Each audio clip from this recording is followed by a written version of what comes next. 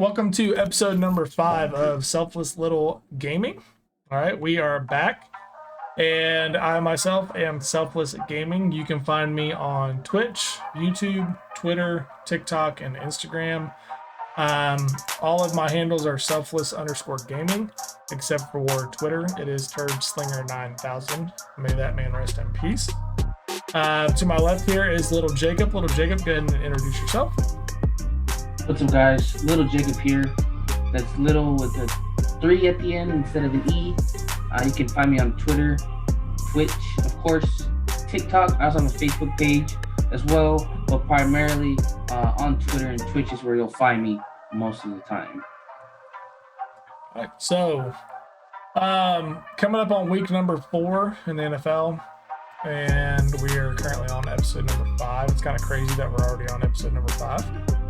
It doesn't really feel that way, but it's pretty wild. Yeah. So we usually start off the segments with our fantasy football breakdowns of the week. So how'd your team do this week, Will Jacob? So yeah, as far as my team goes, we didn't do as well as expected. We ended up falling to a pretty big high-scoring team. Unfortunately, just had some low production from Amari Cooper and Tyreek Hill. They took that loss to the Chargers. And even though my Cowboys did win, Cooper didn't get a whole lot of action in that game. And part of the reason was because what my buddy from last week that joined as our guest, Louis Sanchez, was saying, and that, he really did foresee the tight ends having a bigger role or the biggest role in the passing game versus that Eagles defense. And that's how it played out. Dak Prescott threw 3 touchdowns and Dalton Schultz caught 2 of those. And the rest was all just running attack and one that he got to our slot receiver. So my guys just didn't come through as well as I thought they would have. What really broke my back was Cooper Kupp having that phenomenal game with the Rams against the Bucks, and he got 2 touchdowns. So once that happened, that was pretty much left me behind. The only really big game that I had from anybody, I want to say the biggest game, was from Najee Harris, who caught like 14 passes with that terrible offense because apparently Ben doesn't have any receivers to throw to, or he can't. So that was about it. Yeah, so I didn't do too well, but I'm looking to bounce back.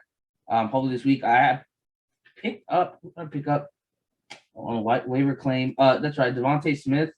I do like what I see from him, and just in general his ability that he has on the field. So I feel like he might be able to pick up his production with the Eagles going forward. He might even have a big game this week against a really bad Kansas City defense. So we'll see how that pans out. I'm still deciding, especially with Higgins out, if I'm going to throw him in there at slot to see if he can get some good points for me, maybe a touchdown or 2. Yeah, I think it's safe to say that the only thing that Ben Roethlisberger is good at throwing away now is catch-up packets, because that dude is a joke. Like, I don't really bash a lot of players, but what I'm seeing out of this guy, I made fun of him on my TikTok, and I said, don't play Ben Roethlisberger. He's too fat to move in the pocket. And this dude's literally stumbling over his own feet, throwing the ball to the Bengals 5 yards in front of him. Like, it was bad.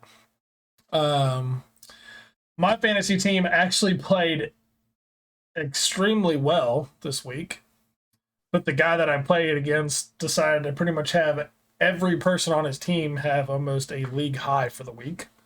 So my team dropped a 152, and his team dropped 187. So it was just one of those weeks, man, like where my team did pretty well and was very consistent across the board, and his team just, I think out of his roster, he had like 6 of his players had like the highest scored points in their positions for that week. So it's just unfortunate, honestly. I scored the second highest points that week in my league's fantasy, and of course I'm facing the guy who scored the first highest points. So Patrick Mahomes played well. They're the Kansas City Chiefs, though, man. Like, their defense is terrible. Their offense is struggling. I actually heard Terry Bradshaw made a really good point about the Chiefs. He said, for the past 3 years, the Chiefs have just been like this, like just constantly going up and improving. And now he thinks like this is the year that everybody's starting to catch up to them, because they've had 3 years to actually like study them, figure them out. They know their personnel. They know what they want to do. So he's like, I think that's kind of what you're seeing. It's not that they're not good. It's just people know how to play against them now. Like they know how to actually stop them. So I thought that was a really good point by Terry Bradshaw. I did have Rondell Moore, who for the first 3 weeks or 2 weeks has been phenomenal. And then, of course, the 1 week I play him, he drops an absolute dud of 0.4 points. So I was like, thanks, bro. Appreciate your help, man. It's funny though, because I was complaining, even though I lost by like 30 points. I was complaining in my league about how he has a stat correction of a fumble. And I said, I want this corrected. And he did not fumble during the game. And everybody's like, yeah, he did. It says it on the thing. And I actually found a TikTok where the referee in that game, it was during a punt return, he went up to catch the punt. And as he went to catch the punt, there was a penalty in front of him, and the ref threw his flag from so far back that the flag hit the ball. I saw that. That's crazy. And when it hit the ball, it changed the direction, and it hit off his arm. So technically, he didn't touch it, and it counted it as a fumble. And I was like, bro, That's like, not fair. that is my luck this week, you know? Like, that is the way it's going. So the only real big change I made for myself was I dropped the Steelers defense. Because I think with their offense like being atrocious, their defense is on the field a lot, and they're going to get a lot. Like the more, especially when it comes to fantasy, the more time that a defense is on the field, the more opportunity the offense that they're going against has to like put up yards and points and stuff against them. So you're going to just get penalized for mainly time of possession on the field. So I dropped them. I actually picked up the Browns defense. Nobody went for them. They've been playing pretty good so far. But yeah, man, that was really like my outcome. Plus, I had a lot of guys hurt too. I had like 3 guys that I normally would start out and hurt this past week, so that didn't really help me. I still put up quite a bit of points. So real quick, you did watch the whole Monday night game, right? The whole Eagles Dallas game. I watched up until about, I think like maybe first 5-6 minutes into the third quarter. I didn't watch the whole game because it was pretty well out of hand at that point. So in the earlier game, did you see that one play where like they ran a QB sneak to Dak, and I don't know, to me it looked like he broke the plane. Oh, 100%. That was a touchdown. Well, I want to see what you thought about. Like I'm looking at the guy, I'm just looking at the replay, and it kind of seemed like there was 2 different efforts made to get that ball in the end zone, and they didn't give. I mean, yeah, we blew them out. The win's the win. We won by 20, but I just felt like, man, that was a bad call. I really. Everybody in my what else would you have to do? Everybody in my fantasy group, they like to bash on the Cowboys because we got one like true Cowboys fan in there. Yeah, they do it really just to like kind of rile them up. But every single person in there was like, that was a horseshit call. Like he was 100% over the line. And I was like, yeah, I don't know what these refs are looking at. That was clearly a touchdown, but. And then one of the announcers is like, yeah, I'm really confident that was a score, but there's not enough video evidence. And I'm like, what does that even mean? You saw with your eyes trying to just like that you saw him do it and you believe it's a touchdown, but there's not video evidence. They're just trying to like save face for the referees and confirm when they make a blatantly a bad call. So. Yeah. All right. Well, I really kind of want to get into our next segment with our like kind of like our money in the bank segment, honestly. And Evil Empire, laughing all the way to the bank. I really feel like, especially with like what we've been talking about, we've been fairly accurate with our stardom and sit-em. I've been doing my own TikToks with stardom and situms, and I've kind of been going back and looking at it like, man, was I even like remotely close? And stuff. So I feel like we've actually helped some people. I actually had some people reach out to me on my TikTok about like, hey, what do you think about like Adam Thielen or Sterling Shepard? That was one. What about, there's another one where it was like James White or Trey Sermon. And I was like, I would 100% go Trey Sermon because he's going to get a bulk of the workload this week. And Green Bay's like defense hasn't been that great against the run stuff overall. That was really kind of cool to start seeing that stuff pop up. But who do you have? Some players that you have highlighted to start this week and definitely sit this week. Yeah, so one of the players I definitely have highlighted to start. It's going to be one of my matchups. So, if you've watched it or listened to earlier podcasts, you'll know that the two quarterbacks I have are facing each other today, and that's Matthew Stafford and Kyler Murray. I'm going ahead and going forward with starting Matthew Stafford. I mean, the Rams have like the sixth best offense right now. They're showing to be a real powerhouse. Stafford has 9 touchdowns over 3 games. He's putting up a lot of points. They have so many weapons on that offense. And as much as I like Kyler Murray and how much he's done for me in the first 2 weeks, I really feel like it's just a safer pick to go with Matthew Stafford with this matchup because Arizona's defense has given up a lot of points over the past 3 weeks as well, which is part of the reason why Kyler Murray's have to go through these shootouts and these close games because they're just not stopping on defense. And like this past week, one of the things that also hurt me is Kyler Murray only really netted 1 touchdown, and it was a rushing touchdown. So, not to say he might not have a great game. I just at the end of the day, I really feel like Matthew Stafford is going to have the bigger game out of the two. And what's really good about that game too, it's interesting that they both haven't lost, so that's going to be a big game for them. Let me see here. I think I told you too. Like you gotta ask my opinion on that matchup, and I said like I think both of them. I think that game is actually going to be a really explosive game, but I think Stafford is the safer pick. Like you're guaranteed to get good points with him, but I could definitely see Murray like having one of those games where he just blows out and has a ton of points. Murray's very high risk, high reward type deal. Yeah, and that kind of gets back to going to be speaking to another player that I'm going to mention that you should sit here in a second when we get to the receivers. But as far as sitting them, you kind of already talked about them.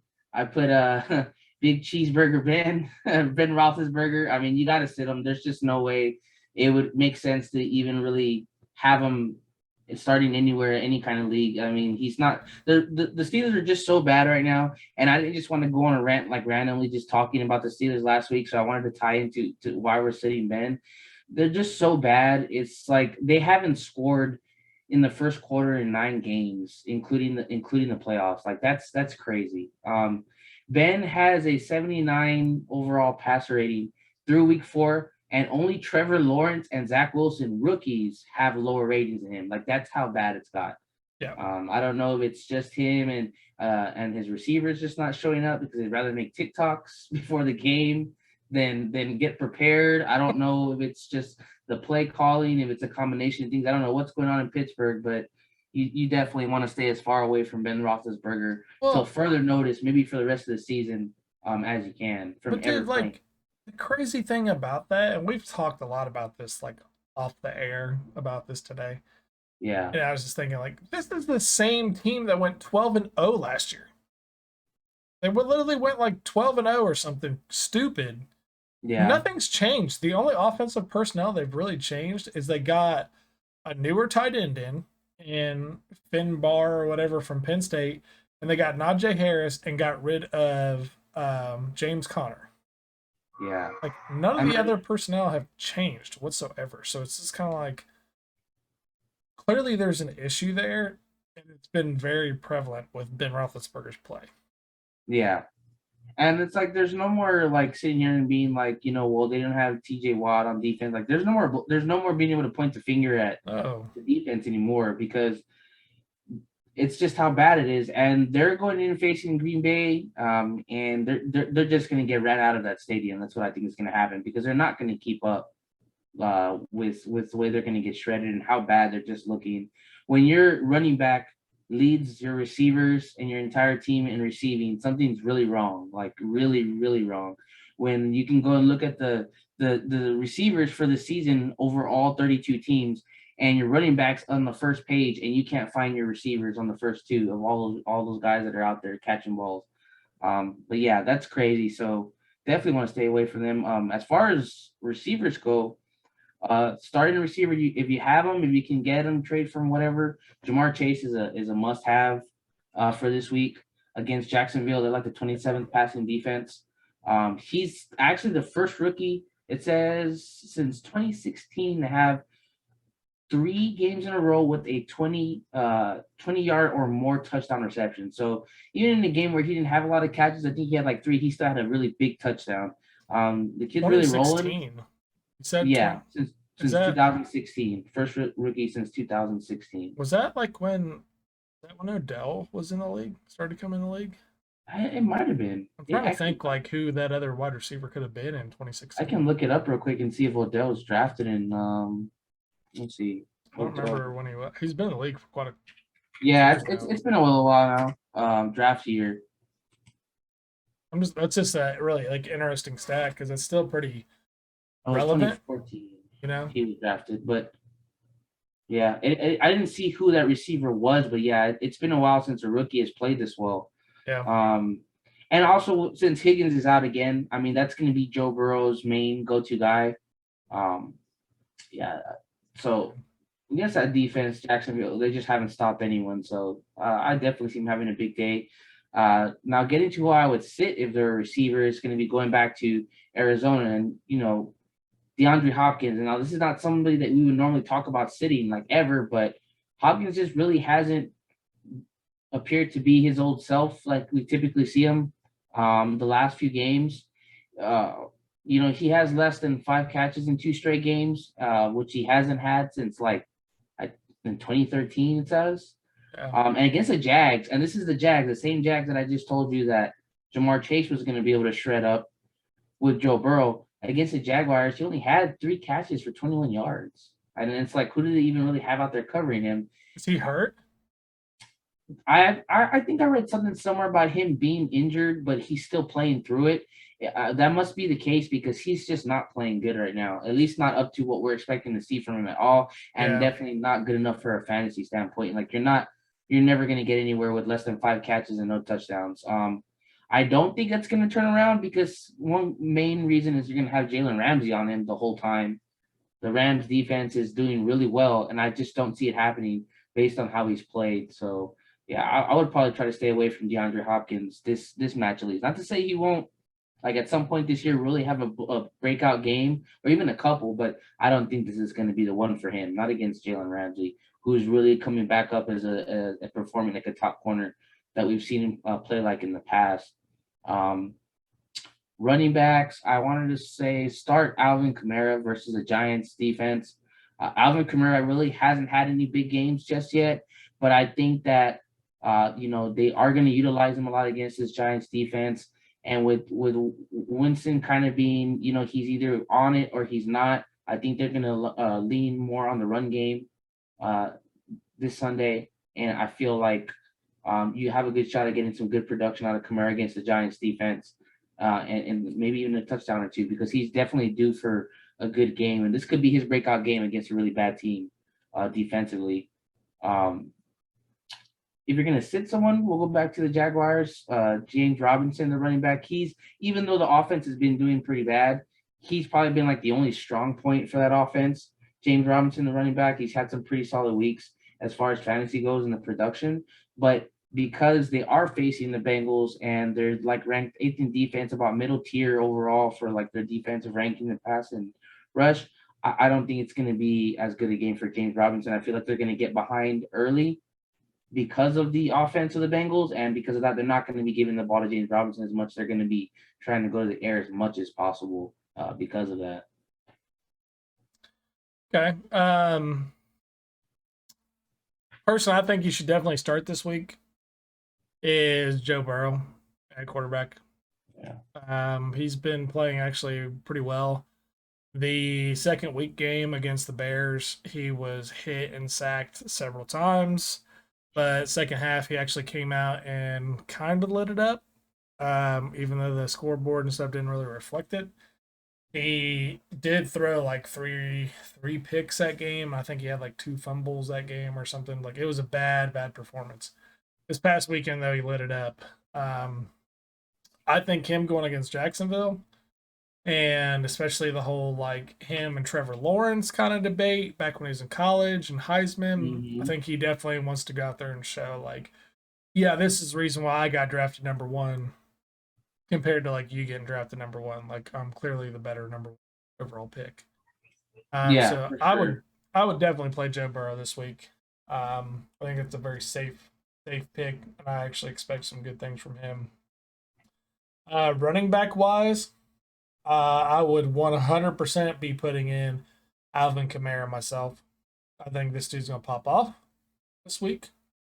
I would also look at playing Aaron Jones this week as well for Green Bay.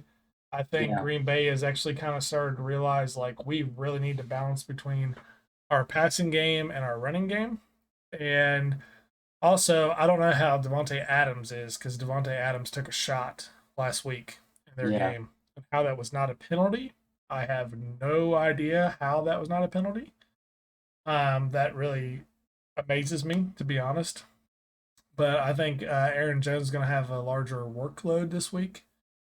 Um, so he's definitely a start. Alvin Kamara is a start. Joe Burrow is a start. As far as wide receivers, I think Stephon Diggs is going to have a great week against the Houston Texans.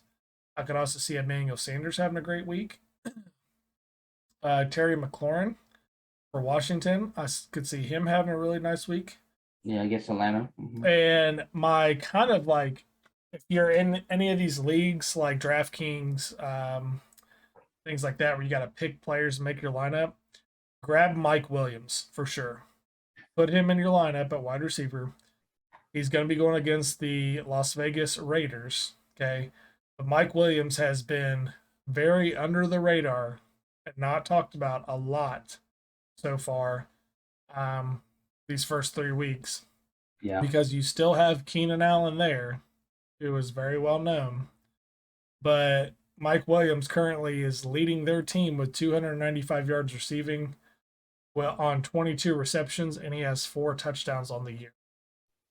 So for you all that are in fantasy leagues and Mike Williams is still out there, go grab him because he is low key, like Megatron out there from Detroit several years back. He is low key that level of Megatron with his size, speed, and athleticism.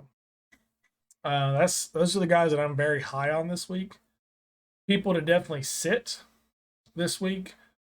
Number one, I would definitely sit Saquon Barkley. I've already talked about him before, but yeah. the Saints defense, one, the guy has not produced anything. The Giants are not good at all. Their quarterback is their leading rusher. Oh my I gosh, yeah, repeat, their quarterback is their leading rusher. terrible. Okay. The Saints defense does not give up many yards to running backs. Sit him. This next player, I 100% said he was a trap at the beginning of the year. It's a trap. Carson Wentz, get him out of the league. He's on the same level as Ben Roethlisberger right now. Clearly, like Carson Wentz, in my mind, is the issue. The Colts are 0-3. I don't really see much changing with him and his play style. I say if you have him, I wouldn't even try to trade him because you're not going to get very good trade value out of him. Nope. I would just drop him and try to pick up somebody on the waiver wire. Or if there is somebody in your league that has quarterbacks that are injured, possibly do like a trade with him, but get one of those more skill set players for him. You're not going to get a running back 1 or a wide receiver 1 for him. If you are, then the league you're in, like, please invite me to that league because I'd love to be a part of that league and win that league. But yeah, don't have him on your fantasy team. He's become Carson. Everything went wrong. Yes. That's his new nickname. Carson. Everything went wrong because it's just. And you know, and do you think that maybe his injuries from the past maybe played a role on his mentality being out there? Because it just seems like he's done a complete 180 from how he used to perform, like when him and Dak first got in the league till, year 3 and 4. And it's like if you could go back and draft someone, I don't know anybody that's smart about it without say, yeah, I totally draft Wentz over Dak now. Because people used to say that. Well, and now that we're looking at it, his injuries could play a factor into it. Like he had his ACL tear. he has had injuries throughout college too. He's very injury prone throughout college. Yeah. But the thing is like I've had injuries like playing, and I'm not like comparing myself to Carson Wentz by any means, but like I rehabbed, did what I had to do, got back out there. The confidence comes back. Okay. Yeah. Last year, I said at the beginning of the season, I said I'm very hesitant on picking up this person, but I think Carson Wentz, with the offensive line he has, the personnel he has around him, is the best set up he's ever been in his career. Because the offensive line for the Eagles last year was awful. That definitely showed up Monday night against Dallas. They were not very good. So those problems are still there. And I kind of bailed him out, and like he had a really bad offensive line. He got sacked 50 times last year. Like legitimately got sacked 50 times. That's crazy. That's going to get in your head. And me and you talked about this off the air earlier with Eli Manning. So many people bashed Eli Manning with the Giants and how bad he was. But dude, when Eli left, their offensive line was terrible. And he was getting just absolutely like pummeled every And it game. still is. And it still is. Daniel Jones is running for his life every week. Literally. And people were like, get Eli out of here. He's the problem. Eli was not the problem. Like it's been very well known. Eli was not the problem. Yeah. So I mean, I don't know, man. I don't like maybe mentally he's worried about getting hurt and stuff because he's always kind of been hurt. But with the offensive line and stuff he has, like, it's not the same situation that he was in. I just don't think I think he's just one of those guys that came out in the league, started to perform really well, and actually, like, his trajectory was, like, extremely high, and then he's just crashed. He's just fallen off. So I don't know. I'm not big on Wentz. I would get him off my team, period. And I kind of felt like when Nick Foles won that Super Bowl that it was just like the amount of pressure that Wentz had to take the Eagles back to one was probably more than because it's one thing to be like almost getting to a Super Bowl or getting to a Super Bowl, but like you kind of propel your team to the playoffs. Yeah. And then your backup wins the Super Bowl. And then if you never win the Super Bowl, you're always going to be remembered as a guy who got replaced and then your backup won. And then people might question the how valid your Super Bowl ring really is because you didn't actually even play.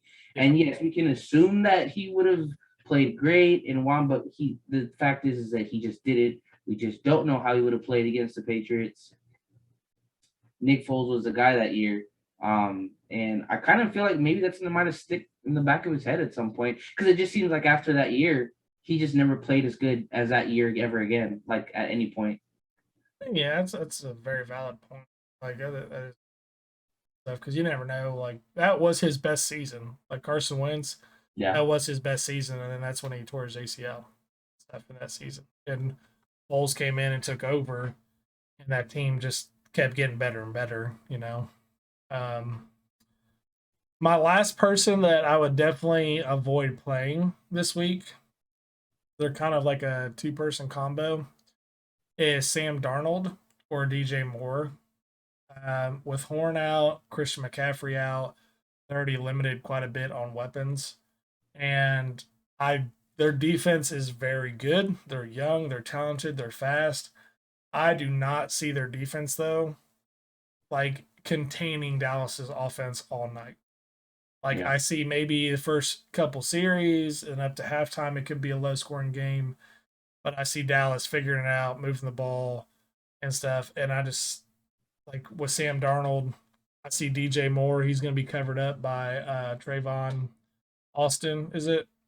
Trayvon Diggs. Trayvon Diggs. And stuff like he's going to be covered up by him. That's clearly Dallas's best corner. He's pretty much been on all the best receivers that they've come across this year. He does a really good job, too. He's actually really impressive to watch. But he just doesn't have the weapons, this week. And I think Dallas coming in the season, going up, testing themselves against Super Bowl champs, and coming out of that game, I don't think they came out of that game like, man, damn, we already lost, like, first game of the year. I think they came out of that game like, bro, we won this game. Like, we had this game won. We just didn't kick field goals. I think their confidence was very high, actually. And then the Chargers, they went out there and handled business, and then they've been getting better and better, like stuff each week. So I wouldn't start DJ Moore or Sam Donald from the Panthers this week either. Yeah, That's I really like. Yeah, I really like what Dan Quinn has been doing with the defense and what he's the culture he's built around the defense for Dallas. I mean, we're leading the league in turnovers right now. That's something that for like the past, I don't know, like not even we weren't even close to creating turnovers like this the last like 3 or 4 years, maybe even a little longer. yeah. So I mean, it's really exciting to see them develop and get better every week. And more players are coming together. Hopefully, we get some more guys off the COVID reserve list, and get our pass rush going more. That would be great. So we'll see if we can do that against this offense. Who I think I was talking to you about it earlier.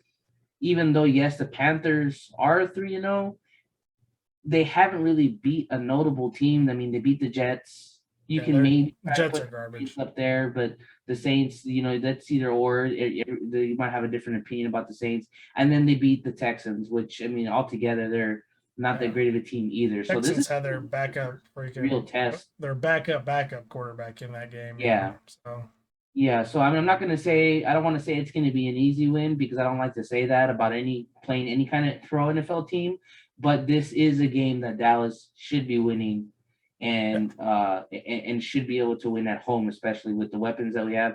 And there's just too many weapons for them to contain. So I agree. It's going to be it wouldn't be wise to start anyone offense on the offense or in fantasy against Dallas because right now they just really have the upper hand. They got everything going for them, and it's kind of what we talked about before the first game. And I was saying, well, I believe we're going to win, but I hope that we do put up a good fight which we did, to where instead of getting down about it, it's more of like it gives them a fire to kind of, gives them that juice to go forward in the games like they have so far and really perform. So I'm hoping to keeping on the swag and keep that riding that hype and momentum through the year because it's a long season. We still have a lot of football left to cover.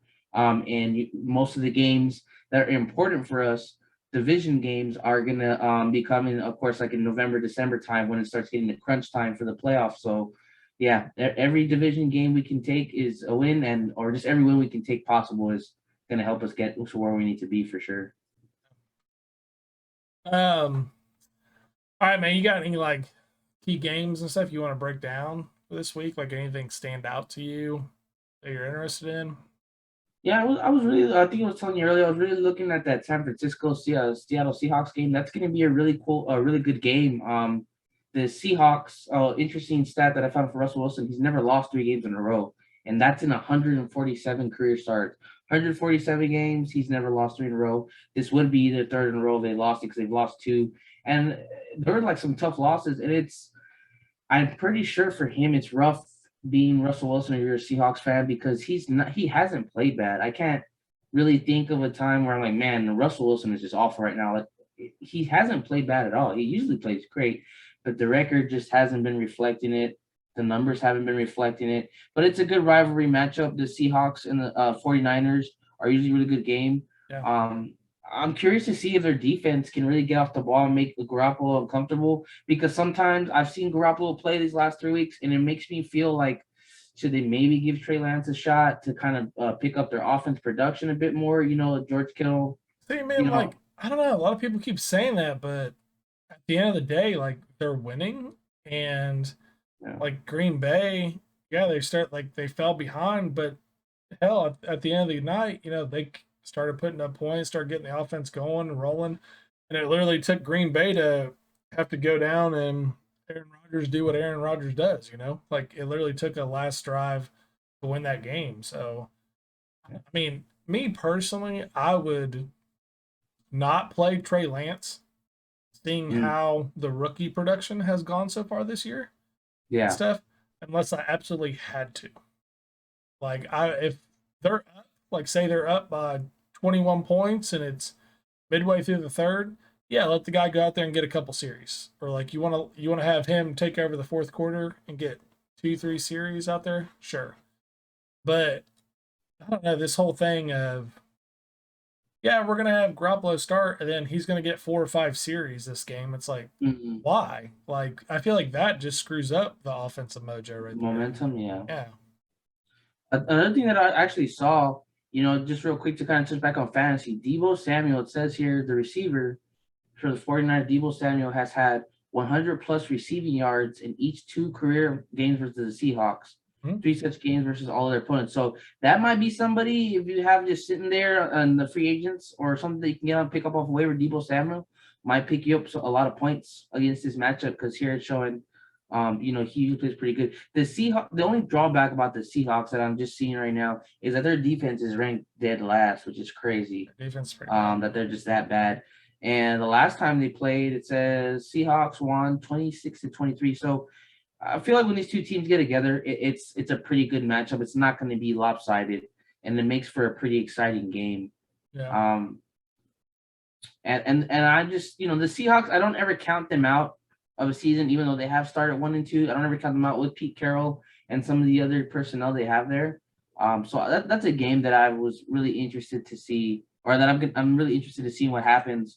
Another one is definitely going to be Denver, the undefeated Broncos, and the Baltimore Ravens. That's going to be a really big matchup. Ravens are 2-1, Broncos are undefeated. Fair Baltimore lost a thriller against the Raiders the last minute on overtime.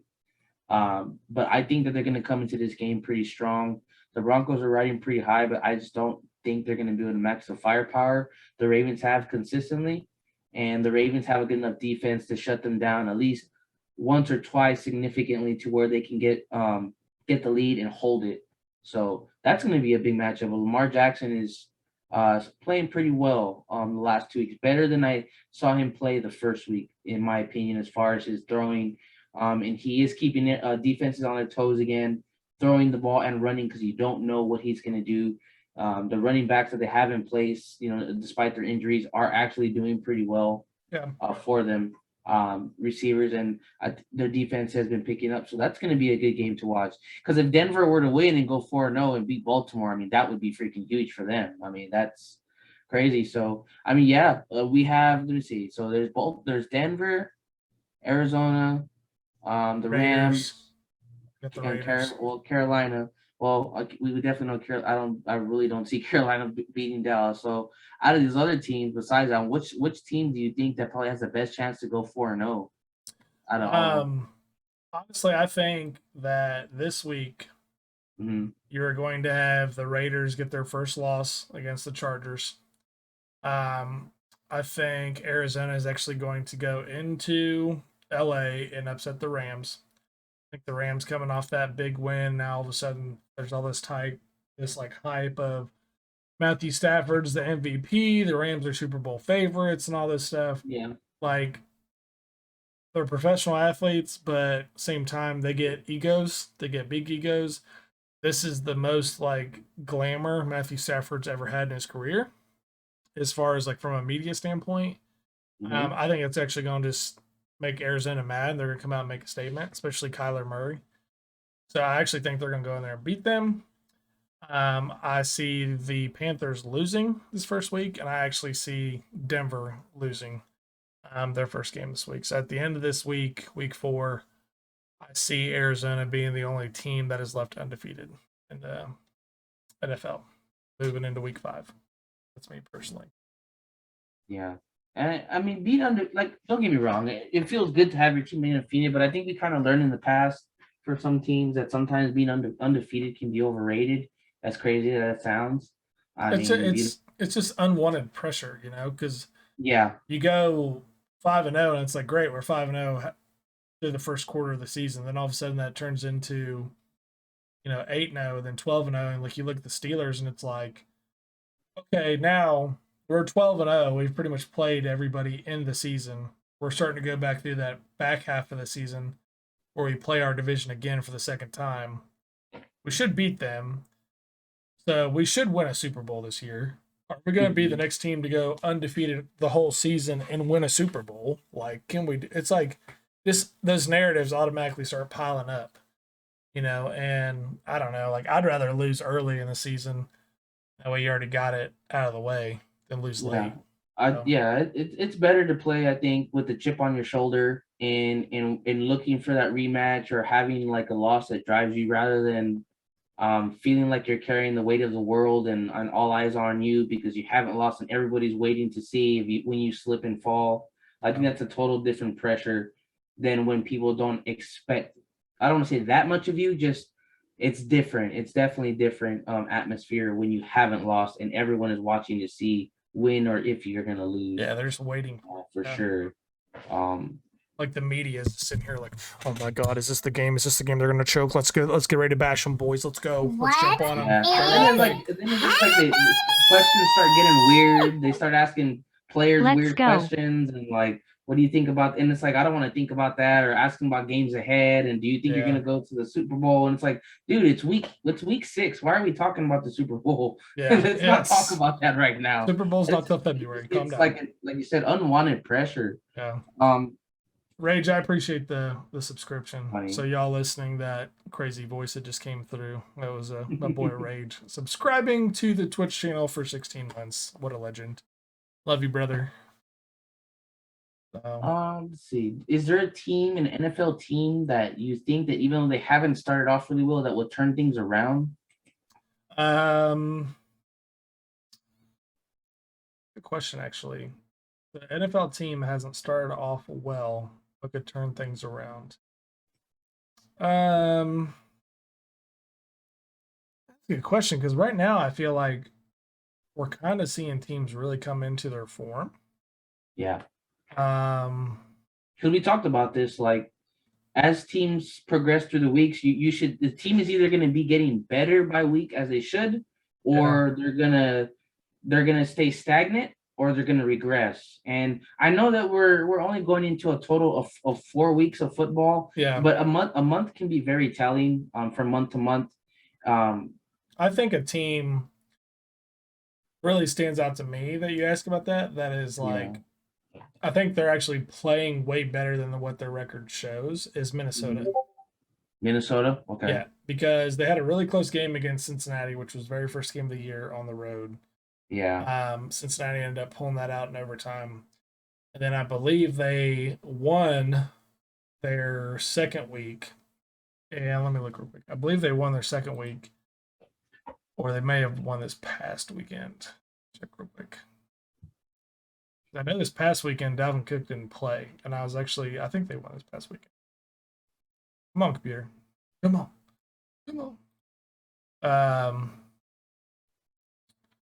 My stuff just froze, actually. Pretty sure Dalvin Cook did not play this past week, because I was very surprised to see him as inactive on there. Man, it kind of seems like Dalvin Cook. Well, I don't want to say he's. Kirk Cousins had like a hell of a game. Yeah. I remember people talking about like, man, Kirk Cousins played awesome. And I was like, Kirk Cousins is getting like praise? What? Yeah, my stuff's like not working. But I could see them like, I feel like they're playing much better than what their record reflects. And I see them definitely turning it around because I feel like their defense has usually been pretty strong in the past. And it's not playing up to its potential right now. Yeah. So that's my team while this loads. Yeah, I was thinking more of the Seahawks. I feel like if they can beat the San Francisco team, they can kind of start to, and they got a great coach with Carroll and a great staff over their coaching staff and front office. So I think if they can get past this challenge against their rival, the 49ers, they can really start to figure out what they're needing to do or what they need to do better and kind of like what's kept them from having a better record, or rather being 2-1 instead of 1-2, because they're playing really well. They lost a couple of close games and had to play some good teams. I don't know if the Chiefs are going to be that way. I kind of feel like the issues that they're having on defense, it might continue. I just don't see it getting better. I guess we'll find out if they're going to come back to form, because if there's one team that they're going to have a shot at getting back to the old selves again, it's going to be Philadelphia. But if for some reason we see Philadelphia go in there and start just dumping points and yards on them, then I think that's going to be very telling of where Kansas City's the direction they're headed. in the next few weeks, because for being someone that, went to a Super Bowl last year and to start off with the month of football the way they are, it's really not looking very promising for them to be where they would want to be at this time of year or just going forward, for sure. So to back up, Minnesota, their first game of the year, they lost 27-24 in overtime. Second game of the year was to the Cardinals. They lost 34-33 on a last-second field goal. And then they beat the Seahawks 30-17 without Dalvin Cook. Impressive. So I think they're definitely a team that's going to turn around for sure. Yeah, and they still got Adam Thielen and Justin Jefferson. So, I mean, those guys are always going to be really big options. Thielen already has 4 touchdowns over 3 games. Yeah, Thielen had a good week last week. Some games I'm interested in this week is I really am interested in Las Vegas Raiders versus Los Angeles Chargers on Monday night. I like the Chargers, man. I really like Justin Herbert. I like what he's doing. Second year in the league. Their offense is very productive. Their defense is starting to come along. And I feel like for the Raiders, the reason I'm interested in this game is because the Raiders face the Ravens opening week. First game of the year, actual competition. It can go either way. They face the Steelers, handled the Steelers pretty well. The Dolphins, though, even though they did get that win against the Dolphins at home, I was very surprised because the Dolphins have a backup quarterback in. So I'm actually interested to see, out of all those teams that the Raiders have played, I feel like this is actually the first good defense, solid defense they're going to be facing. Yeah. It's also followed up with a very solid offense on the other side. Because the Steelers defense was giving it to them in the first half. TJ Watt went out. That defense completely changed. And you really started to see the epidemic of the Steelers offense, man. It's just terrible. It really started unfolding in that game. And it's going to be, it's a rivalry game. So it's a rivalry game. The conference game. Yep. So I'm really interested in that one. Another game that I'm interested in is Arizona, Los Angeles Rams. Really want to see how the Rams come out and, excuse me, I'm yawning, come out and play against the Cardinals after beating Tom Brady and that aura that comes with beating Tom Brady. Yeah. I really think that is a game that could be very interesting, and I already said earlier I'm taking the Cardinals to win that game. The other game I'm actually interested in is I'm actually interested in the Cleveland Browns. I want to see how they continue to go. I know we talked a little bit about matchups earlier, but the Cleveland Browns, man, their defense looked really good. Yeah. And this past weekend against the Bears, which what a joke that was.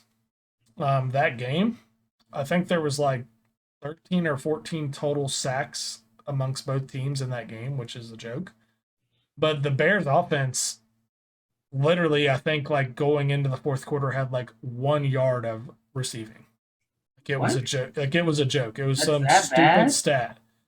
And or it was something with rushing or something, but there was Justin Fields got sacked 9 times, bro. 9 times as a professional team in one game. Yeah. Someone fired. I don't know. But even with that, off the team, but someone shouldn't be starting somewhere. Yeah, I don't know. And even with that being said, the Cleveland Browns, going into the fourth quarter, it was a 2-score game still. So it was just kind of how is your defense producing so much, but yet the score is still very manageable to where if the Bears could summon any type of offense, they could actually get back in this game, Yeah. So I'm interested to kind of see how their offense continues to progress because Odell came back and he actually had a good game. He had 5 catches for 77 yards. coming off his ACL like injury and stuff. So I'm interested to see how they stack up against the Vikings on the road against a very elite running back, a quarterback that's good. Like Kirk Cousins is not great, not elite, but he's good. And he's got very talented wide receivers. So I'm interested to see how they progress this week and bounce back, even though they are 2-1. Yeah, here it says the Bears receivers have 2.4 yards of average target separation this season, the lowest in the NFL. Yeah. That means them boys are getting nowhere. They're getting locked up. Someone is on their rear. Well, and that's what I told you earlier. I said, like, watching that game, and like, since we're on this topic, okay, because I know we're going to talk about it anyways. We're going to like kind of talk about like players and who is looking awful. Justin Fields, if you're the quarterback of a team, you're going to come under fire. You're considered the leader of the team. All right. Yeah. Number one, that team, his first week starting, going against a good defense. Not an amazing defense, but a good defense. I think with the Browns adding the addition of Clowney, Jadeveon Clowney, across from Myles Garrett is a huge, huge advantage for their defense. Justin Fields had a tough matchup going into that game. The dude got sacked 9 times. Okay. As I'm watching this game, I literally had, and I'm going to pull it up super fast. I literally had somebody in my fantasy football chat. They wrote, I'm going to read the exact quote. They wrote, Jesus Christ, Ohio State quarterbacks suck in the pros. And they put that in there because they know I'm an Ohio State fan. All right. I immediately wrote back and I said, is it the fact that Justin Fields sucks on his first game, or is it the fact that his wide receivers can't get more than 2 yards away from a Browns defender? I've not seen a single one of them open all game. Like those guys, like I could have gone out there and covered those guys. Oh my God. They're that freaking slow. Bro. And that's what I said about that defense. Browns defense is good. They're not great. They're not elite. But as a professional athlete and a wide receiver, I'm sorry, I saw nobody open that whole game. And what is that guy to do when your coach keeps calling like a 5-step drop or a 7-step drop and your wide receivers can't get open and you're standing there waiting for somebody to get open? There's a reason he got sacked 9 times. Dude, I'm looking at the stats for that game versus the Browns, and this is blowing my mind because I didn't realize this is how horrendous. This is potentially way more horrendous. This is way more horrendous than the Steelers game. Oh yeah, it's fine. The Browns or the Bears game was awful. This is like somebody's older brother played their little brother that has no idea what they're doing on Madden. Like, yeah. Justin Fields is 6 for 20 for 68 yards, no touchdowns. Yeah. There's 2 catches. Who's his leading receiver? What? Who was his leading receiver that game? Like, what was their stats? They're literally like identical. It's Robinson. Al Robinson had 2 catches, 27 yards. Yeah. Montgomery had 2 catches, 21 yards, and there was a catch from Komet, whatever his name is, 1 catch for 11 yards, and D Mooney 1 catch for 9 yards. That's wow. Yeah. I can't believe that this is a professional football game. And the thing is with that, okay, there were some like people calling for Matt Nagy to be fired. I 100% agreed with that because as a coach, yeah, every coach goes into a game with a plan, a structure, like this is how we can attack this defense. This is where we can like be successful at. With that being said, though, at the same time, you got to alter your plan. Okay. Yeah. He did nothing to alter the plan. He kept putting Justin Fields, and I'm not completely defending Justin Fields. All right. Like, I think the kid is good. He's not ready to play just yet, in my opinion. But he didn't put him in good situations. The kid is mobile. There was not one time where they were running bootlegs or anything like that with him outside the pocket.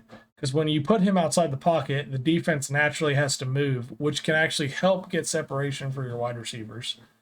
But no, you had him stand in the middle of the pocket, in the middle of the field. It was pretty evident that the defense was putting massive amounts of pressure on you. I never once saw a screen run. Like you run a running back screen or you run a wide receiver screen, that gets that defense to back up a little bit when all of a sudden you torch them for 20 some yards, you know? And it was just the play calling was very dull. It was very like predictable. And I'm like, dude, you are making this person's debut absolutely awful. You are making your own team look terrible, and you're giving your offense literally no chance. Honestly, man, It was a game like joke. that- a game like that is where fans should be asking for their money back for Yeah. the tickets to that football And game. it got That is to a not point, football game. that game got to a point where the announcers were literally trying, like Greg Olson was literally trying to muster up something To talk about the to talk about. And like he kept saying, like, you can't blame us all on Justin Fields. It's his first start. And I think it just kind of goes to show it's pretty evident that if you want him to be your franchise quarterback, you got to get the right personnel around him. He doesn't really have people he can throw to. And I was just like, bro, this is bad that you're literally like on TV trying to muster up what to say to like salvage how bad this situation is. Yeah. Yeah. And then looking at the stats for the defense too, that it's nothing to write home about either. I mean, Well, how many sacks did the Bears defense have? Let's see. I know they had like at least 4 or 5, bro. Four or five, like about 5. It's just They had 5 sacks. How many sacks did the Browns have? yeah. Let's look at the Browns real quick. Let's see the Browns. They had at least 8 or 9, bro. It was insane. Oh my God, Myles Garrett had a holy crap. He Yeah, had like 4.5. 4.5. Yeah. So that's 4.5. Then you got 2 for Clowney. So that's 6.5. 7.5. 1 for Harrison. 8.5 sacks. Yeah. So you literally have 13.5 sacks amongst both teams. And which that's bad. Like, like teams are going to get a sack here and there, but like honestly, if your team's giving up 5 sacks in a game, like that's pretty bad. You need to change something in your offense. Obviously, the defense is teeing off on you. Man, I don't think in my entire like adult life, or not even just adult life, even being a kid watching football, I don't think I've ever seen end of game stats this terrible ever from any. It's pretty bad, man. That's nuts, dude. There's a lot of changes that are gonna need to be made over there. Like they should be flipping tables over and. I feel like it's nuts. I feel like they're to a point though now with Andy Dalton, because when he went in, the productivity wasn't that great either. True. So you've had 2 different quarterbacks now. The results have pretty much been the same. Yeah. And you have Nick Foles on the bench. So to me, I was very surprised you didn't bring in Nick Foles, like to play over Justin Fields. To do something. Yeah, to do something. Because that guy, like he's been there. He was there last year. He can at least like audible out of stuff. He can change the plays, whatever. I just didn't see any of that, man. And a lot of that comes with experience and knowing the plays and like what to call, change out of. But bro, it was bad. Like I actually stopped watching it because I was upset that was his first experience of his pro day in the NFL. Like I wanted him to do well. I didn't expect him to go out and throw 5 touchdowns or anything, but like, damn, dude, like give the guy a shot, And it seemed like at halftime they were just kind of like, we're just chalking this week up. We'll move on to week 5 or week 4 coming up, Yeah. Yeah, that's crazy. I mean, just when I thought, man, could it get any worse than the Steelers? And yeah, it does. You could be the Bears. Bro, yeah, it was bad. Oh my gosh. And to the Steelers' point, you want to have a chance at salvaging your season, get rid of Ben. Like I said this earlier off the air, they started kind of like putting that story out there of, oh, he's got a strained left pec and it's going to affect his throwing. Come out this week and say he completely ripped it off his body. Like the guy has no more pec. Like so that way he can just sit. And that way people buy into a story of him being injured. Like, because if he keeps playing, they're not going anywhere this year. Did you say that the injury supposedly was a pectoral injury? Yeah, they said like he strained his left pec. No, nobody. If anyone that's listening understands or has ever like injured your pec or just got a sore chest or any kind of form of pectoral discomfort, you know darn well that Ben is not out there trying to throw football yeah. with a pectoral injury. There's no way that's not possible. I mean, that's probably why he stumbled over and threw it to a Bengals player 4 yards in front of him, bro. Like it's because of his pec, man. His pec was hurt, you know. I mean, that has to be it because there's just no way you can function properly with your pec being injured. It's not gonna happen. I think he heard that the corn dogs went on sale during the third quarter for 50 cents, so he just found a way to get off the field. Actually, I would be very interested if where's that game at? It's away. I wonder if they offered free cheese curds at Green Bay. If the Steelers win, I guarantee you Big Ben goes out there and gets a win. I would bet a paycheck on that. That man would win that game for some free cheese curds. Yeah. Big booty Ben. A game that I kind of looking at on the list that may not end up being an actual game, but I think is kind of interesting is just seeing the Patriots and the Bucks, kind of seeing Tom Brady and Gronk going back to that field again, and seeing how that plays out with their old boss and Mac Jones out there, Bill Belichick's new QB. I don't know. It's just an interesting, reunion for them, considering the history that they all have there together. Yeah, I think Tom I'm Brady's. hoping it's still questionable for Gronkowski, but I'm hoping that he does have a big day that day. It gets me those points and everything. So it'll be interesting to see. I mean, I don't, like I said, I don't expect it to be an actual game because of just how much better the Bucks are in general than the Patriots. But you never know. I mean, the Bucks have played bad enough defense. And the rushing isn't great either to where, they might get wound up a couple times. We'll see. But I think that's an interesting matchup just because of the history the players and the coaches have together there. And that's Tom Brady's old stomping grounds. That's it. New England is always going to be Tom Brady, Tom Brady, Tom Brady. I mean, the guy should have a whole statue like every major street there because that's all him there for the past like so many years outside of Tampa Bay. So that's going to be an interesting game. I think he's going to go up there and drop 5 touchdowns. I'm calling it. He's going to drop 5 touchdowns. And he'll definitely still have a huge fan base out there. Like there's people that are gonna be, man, I hate that we're losing, but I love Tom. Like, they're gonna be happy to see him again. Of course, he brought them all their Super Bowl rings. So yeah, this should be a good game. We'll see if it's an actual game. You got anything else you want to cover before we wrap it up? I know basketball season's starting soon. We can start getting into that, seeing what the opinions are. Chad, if you want to, or anyone listening, if you want to go into your expectations for basketball season. What do you think about things like the Lakers and the super team LeBron's got going over there? People say it's a super old team. It's not a super team. He's forming a retirement home, bro. Next week we will dive into the big match coming up, rematch Wilder versus Tyson Fury.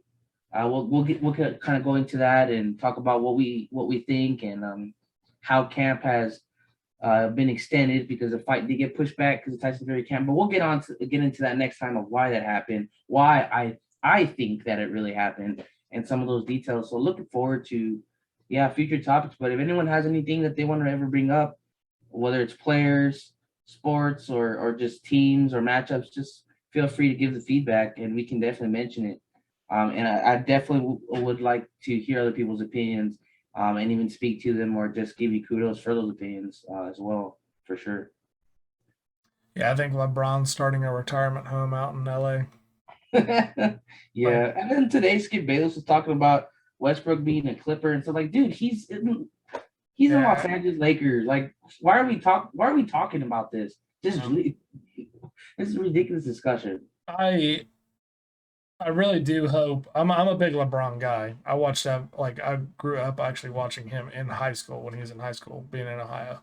Yeah, dude is amazing. Okay. Yeah, he's a great athlete for sure. But I do hope they win a title this year because I really actually would like to see Carmelo Anthony get a title. He's been he's not as an elite offensive player anymore, but if you look at his career, he's definitely one of the top 5 scoring players in the league when he was on it. Russell Westbrook, I would like to see him get a title with his like elite athleticism and how talented he is. He is just a terrible teammate, man. That dude is everywhere he's gone. He's been toxic. There's toxicity in the locker room. People don't like playing with him. I'm more interested in that overall scenario of how that's going to work because he's a ball hog. Like he's got to have the ball and stuff. So I'm very interested to see how his play style adapts and changes or how it doesn't change and the ensuing conflicts it causes for the Lakers. Yeah, because it didn't work out for Houston. It didn't work out for Houston, didn't work out for the Wizards. Like, dude's been passed around more than the dinner rolls at the dinner table. You know what I'm saying? So, yeah, I mean, real quick, when he decides to hang it up or whatever, yeah, I mean, his numbers are going to look phenomenal. They always will. But when it comes down to, him being a teammate, being a leader, he's not. He's not. Yeah, it's none of those things. There's a reason why he has so many triple doubles, back-to-back games. It's because it's give me the ball, or else, or just give me the ball. And that's give me the ball, get out of my way. Yeah. And then the shoe breaks on top of that at some point. It's just like, oh, come on, man. But yeah, we'll leave it at that. Well, when you shoot 100 shots a night, you're more than likely going to get a triple double. So. Oh yeah, dude, for sure. But yeah, like we definitely got a lot of things to talk about. We do have some college like stuff we'll continue to like kind of touch on here and there. It's gonna get better college. Me personally, I kind of didn't want to talk about college this week because I'm mad about the rankings. I just don't understand what the committee I don't understand does. those either, dude. It's ridiculous, and honestly, I don't think it's fair. I don't think it's fair to the players, to the coaches, the teams. Well, like Auburn, okay. Granted, they went to Penn State 2 weeks ago. They lost. Hostile environment, whatever you want to say. They lost, okay? Yeah. They then played Georgia State last week and were getting whooped by Georgia State all game. And it literally took them the last quarter of the game, about half the quarter, to take the lead in that game and pull out a win, which was very soon to be a loss. So they're about to lose 2 weeks in a row. 1, 2. I think Penn State's ranked number 5 now in the country. And then Georgia State, who just recently became an FBS school like 2 years ago. And they were 24th last week, played absolutely atrocious. They move up to 22 this week when they almost lost to a team that's barely an FBS school. Ohio State 2 weeks in a row they beat Tulsa by 21. Everybody said that was a close game. I've never known 21 points to be a close game.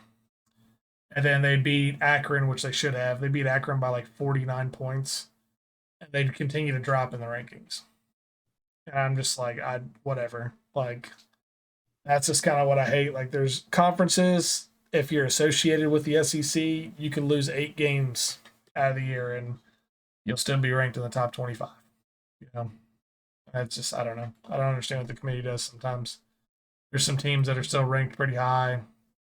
And like the fact that Clemson's already lost 2 games on the year and they're still in the top 25, like, I don't know. That makes no sense to me. They're not the Clemson teams we've had in the past 5 years. They're not very good this year. It's pretty evident they're not very good this year. So, but yeah, we're going to continue to talk about a lot of different topics moving forward each episode. So be sure to check out the episode title. I'll be sure to indicate like what we're discussing. But I appreciate y'all tuning in, listening to wherever you're at. We do these podcasts live every Wednesday at 8 p.m. Eastern Standard Time at selfless_gaming on twitch.tv. If you actually want to tune in to us live, jump in the chat, ask questions. We would love that. Little Jacob and I, we would absolutely love that to interact with y'all. Because I've been getting some questions on my TikTok, and I appreciate y'all that are doing that. So, but I'm selfless_gaming. You can find me on YouTube, Twitch, TikTok, Instagram, Twitter. Be sure to like just comment whatever you see and everything. Like, you got questions, hit me up. And little Jacob, go ahead and close us out, buddy. Hey guys, little Jacob.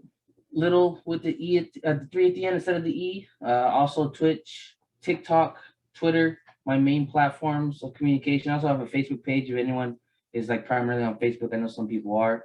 But feel free to give us a shout or give me a shout. Like we were talking about, if there's any kind of topics or any kind of feedback or any kind of opinions that you have, whether it's players, teams, matchups, and we definitely would like to interact with you guys and appreciate you guys for giving us the time and taking a listen. And hopefully everyone's matches go well and you win your fantasy game. Hopefully your NFL's team win. So if it's the Panthers, because I can't say I hope you all win. But yeah, we'll definitely get into a lot more as the year continues, and I look forward to speaking with you guys and doing the podcast. All right, y'all be good. We'll catch you next time. See ya.